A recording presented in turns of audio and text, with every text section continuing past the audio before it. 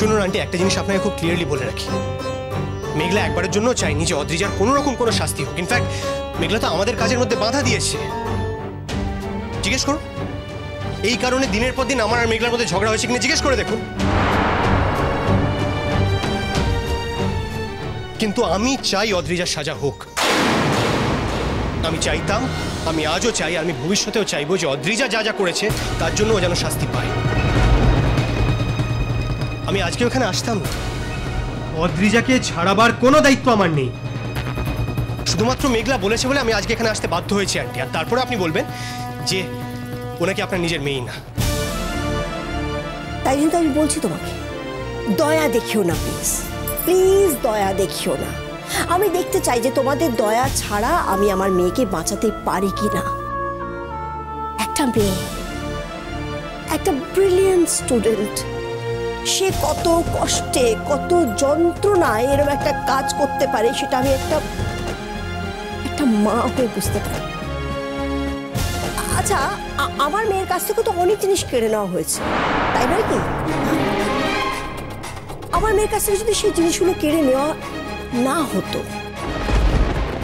বা যদি ধরো সেগুলো না পেতো, অন্তত ও চোখের সামনে ওরই বোন তাকে দেখিয়ে দেখিয়ে সেগুলো ভোগ না করতো, তাহলে আমার মেয়ের জীবনটা তো এমন হতো না।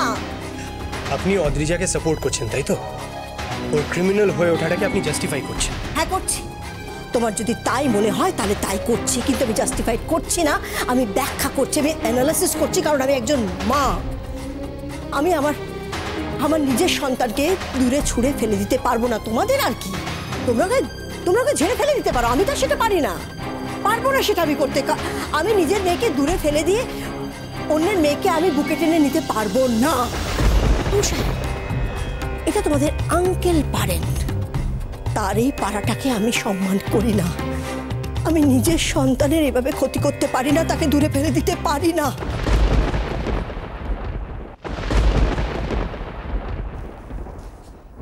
শান্তি হয়েছে এবার? খুশি হয়েছ? মা, আমার কথাটা শোনো মা। আমি জানি কথাগুলো তুমি মন থেকে বলনি। দিদি ভাইয়ের এরকম একটা ঘটনা ঘটেছে বললে তোমার মন মেজাজ ঠিক নেই, আমি জানি মা। কিন্তু মা, তুমি আমাকে এতবার করে পরের মেয়ে কেন বলছো?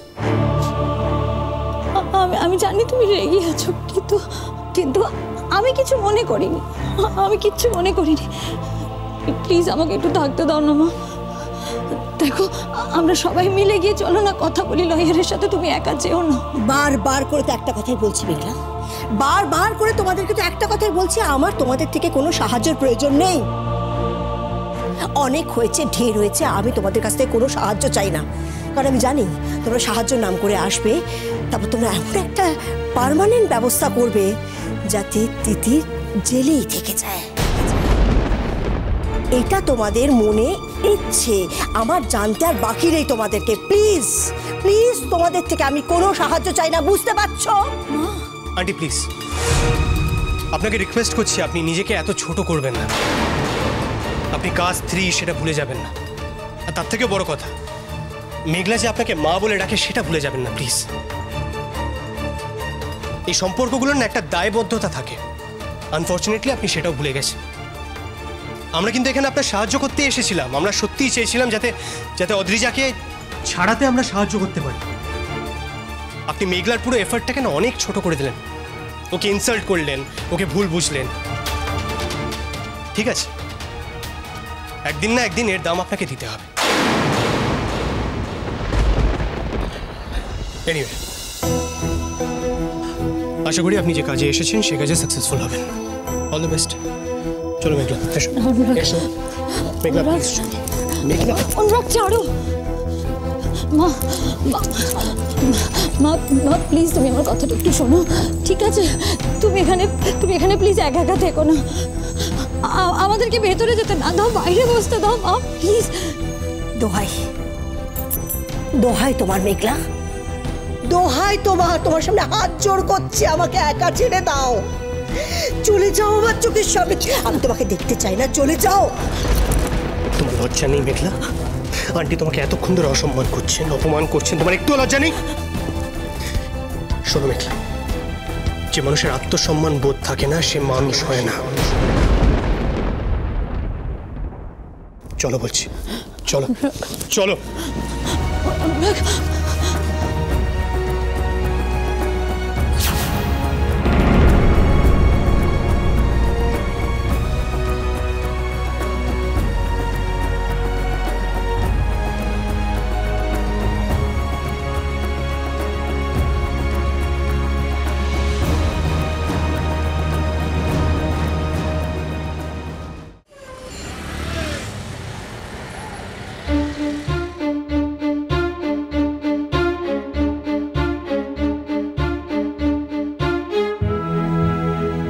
আমি যখন তোমার ভালো চেয়ে তোমাকে একটা সাজেশন দিই, সেটা না শুনলে কি হতে পারে দেখলে তো? আজকে যেটা ঘটলো তার কিন্তু সত্যি কোনো দরকার ছিল না। এভাবে অপমানিত হওয়ার আমাদের সত্যি কোনো প্রয়োজন ছিল না। আমি কি করে জানবো বলো?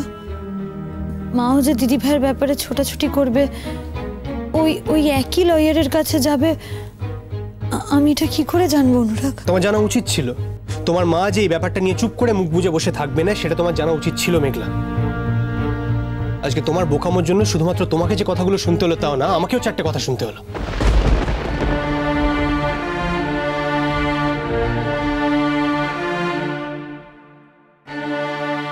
এখন আর মাথা নিচু করে বসে থেকে কোনো লাভ নেই মেঘলা।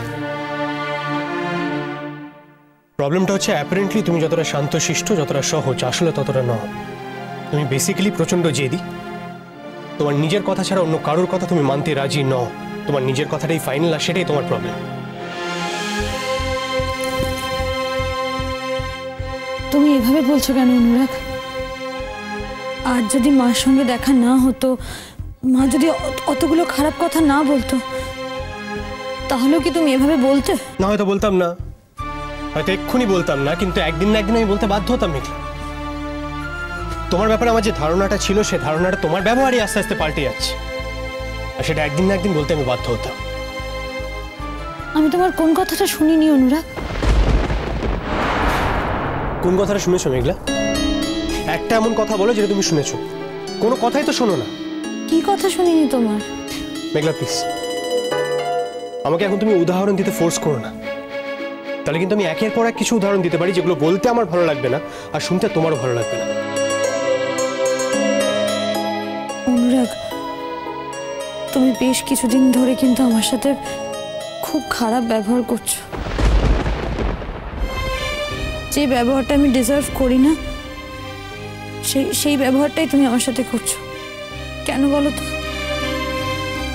তুমি কি ডিজার্ভ করো না মেঘলা? কোন ব্যবহারটা তুমি ডিজার্ভ করো না?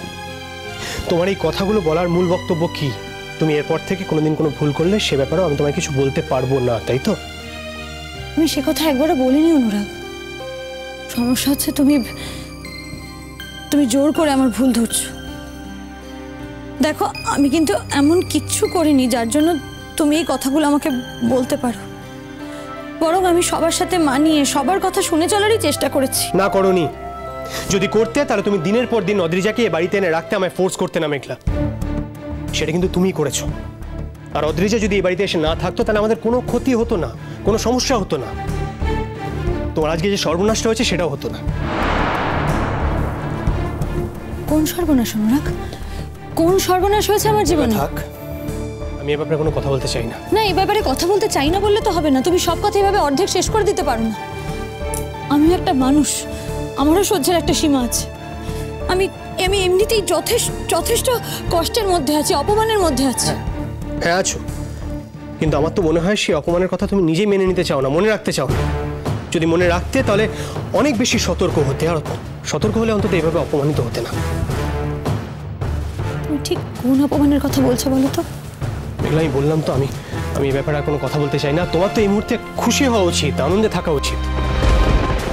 তোমার তো মনে হয়েছিল যে অদ্রিজাকে হেল্প করার কেউ থাকবে না, ও ছাড়া পাবে না। তুমি তো নিজের চোখে দেখে এলে আন্টি যেভাবে পুরো ব্যাপারটা নিয়ে উঠে পড়ে লেগেছে, তাতে আমার ডাউট আছে এই কেসটা কোর্টে উঠবে কিনা। ইনফ্যাক্ট আমার তো মনে হয় যে অদ্রিজা বোধহয় খুব সহজেই ছাড়া পেয়ে যাবে।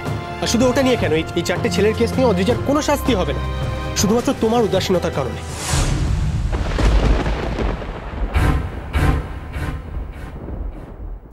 তুমি বলেছিলে না একটা মেডিকেল টেস্ট করাতে, আমার তাতেও কোনো আপত্তি নেই। নদী